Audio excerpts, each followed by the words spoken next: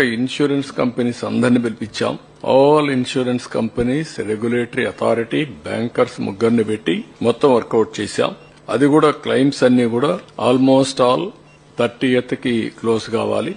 కొన్ని క్లెయిమ్స్ మాత్రం ఎక్సీడ్ అవుతున్నాయి.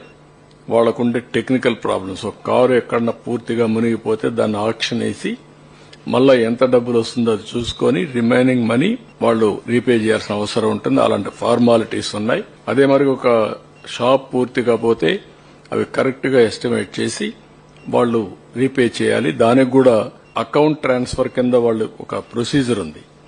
బిగినింగ్ ఒక 25% ఇచ్చేసేయాలి. ఇంతవరకు మాకు ఐడియా రాకపోతే ఈరోజు కూడా ఆలోచన వచ్చింది. ఒక్కసారి సర్వేర్ పోయి చూసిన తర్వాత ఒక 50% రిలీజ్ చేసేయడం, తర్వాత మిగిలిన సెటిల్మెంట్ అవుతాను 100% ఇవ్వడం. దీనివల్ల వాళ్ళందరికీ ఎక్కడా ఇబ్బంది లేకుండా సెటిల్మెంట్స్ అయిపోతాయి. వ్యాపారం కూడా చేసుకోవడానికి అవకాశం ఉంటుంది.